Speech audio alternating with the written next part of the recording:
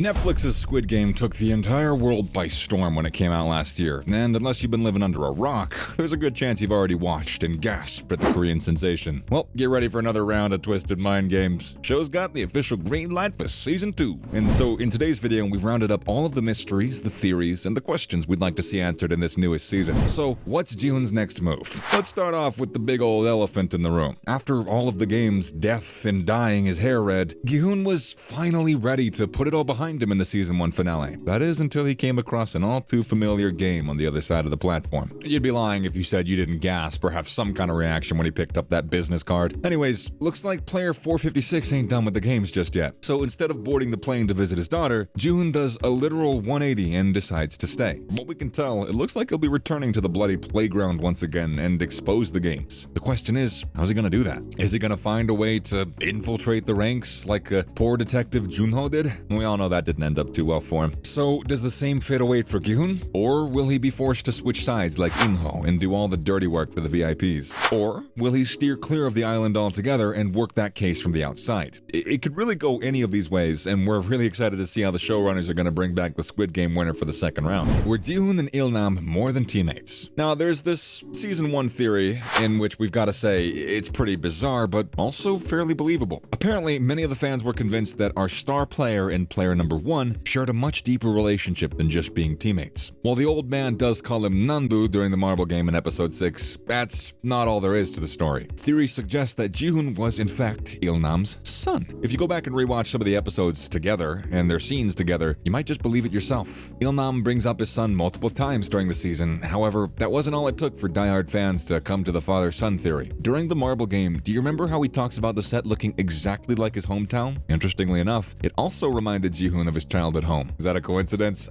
We don't think so. There was also that one scene where Il-nam, who we all know was also the host, hands over the game jacket to Gi-hun. Many thought it was his way of protecting the contestant, while others thought it was foreshadowing Gi-hun's role as a successor after his alleged father. You know, if that turns out to be true, will the game end once and for all? Or would he take over and change the format? Who will take over after Il-nam's death? While Squid Game has its fair share of twists and turns, Il-nam's true identity was definitely one of the more shocking plot twists of Season 1. Who would have thought the old man with dementia would turn out to be the one footing the bill? But he was fighting a malignant brain tumor, so we guess that not all of our sympathies were useless. Well, the truth about the old man did add an extra layer of complexity to the character in the show. We can't help but wonder who's going to take over and plan for the next round of deadly games. As you probably know, the recruitment process already began for it back in Season 1. But then again, it's likely that he didn't have the energy to plan the games before his death, and that would mean that he had someone else looking over the arrangements. And if that's true, we're hoping to see Il-nam's accomplice in Season 2. And just what the heck happened to In-ho? We think just about everyone wants to know, how the heck does a person go from winning the Squid Games to practically overseeing it? When Junho snuck in at the island, we're pretty sure that he wasn't expecting to find what he found on his brother. And frankly, neither did we. For the most part, the missing brother plot wasn't the most gripping part of it at first, but oh boy did it take the center stage by the end of the season. And we really need some answers. How did this transition happen? Has he been orchestrating the games this entire time while his brother searched for him? And what did he do with the billion won in prize money? We'd think he'd be chilling on a beach somewhere, despite the traumas, of course. So what made him come back to the Island of Horrors? Did he not want revenge for what the VIPs made him go through in the games? Season 2's got a lot of explaining to do. And have we seen the last of Junho? Let's be honest, apart from rooting for the contestants playing the games, we were also rooting for Junho. We mean the poor guy just wanted to find his brother. And he ended up getting shot and falling off a cliff. Ouch. But those of you who have been around the world of TV series long enough know that a character falling off a cliff does not mean they are in fact dead. The whole thing could easily be reversed in Season 2. He could have grabbed onto something and survived the fall. Statistically speaking, anything's possible. Story-wise though, it would be more interesting if he had survived. He could somehow team up with Jinho in his quest to take down the VIPs. But then again, his death could also start another interesting plotline. It's only a matter of time before the police notice one of their detectives is missing and start an investigation. And then there's the whole bit where he tried sending some evidence back to HQ before In-ho confronted him, but did it ever reach back? There's so many possibilities Season 2 could play on. I guess we're just gonna have to wait and see. Are the VIPs the only ones seeing the games? Well, the games were intense enough to keep the world hooked. They weren't good enough to keep the VIPs entertained throughout. By round 5, all the rich entitled spectators got bored of watching people die from a distance and decided to get a little closer of a look at it. But were they the only ones watching these elaborate games? As rich as they might seem, they're probably worth the GDP of a small country. And we don't know about you, but that whole thing seems like like a little too much for just 5 people, especially if they're the ones financing it and the only ones financing it. Is it possible that there are more people tuning in to watch these bloody games? And if they are, does that mean it's being streamed online? It really opens up a Pandora's box for a massive amount of possibilities. Could a very skilled hacker work their way into finding the source of the games? Who knows? Maybe Gi-hun could use this strategy to expose the games to the world. But even if that's possible, it's highly unlikely that the people running the Squid Games have very big tentacles. Puns very much intended. They most likely have some control over the mass media and even the police. And that's an entirely different rabbit hole that Season 2 could explore. Will there be some repercussions to the death of the VIP? When Junho infiltrated the guards, he had absolutely no idea what he was getting himself into. We didn't think that he'd actually kill anyone during his investigation, but when that one VIP takes him into a private room, he's backed against a wall, and he has no way out except shooting him. And honestly, we didn't lose much sleep over it. But if you look at things from a VIP's point of view, then his death means that there is a very serious flaw in the system. After all, they all pay good money to see people fight to the death during these games, without getting any blood on themselves. But what exactly happens when a VIP gets killed? Does that spell trouble for the front man? Is somebody getting fired? Are they gonna restructure and introduce a new set of guards marked X? PlayStation fans would be thrilled to have that combo complete. How are the masked guards hired? Speaking of guards, did anybody wonder how the games actually managed to hire an entire fleet of them? If you think about it, Squid Game operates like a mid-sized company with hundreds of employees. Granted, the rules are a bit too strict with all the secrecy and the zero-tolerance policy that will often result in having to kill a few contestants. Our question is, who willingly signs up for this job? We mean that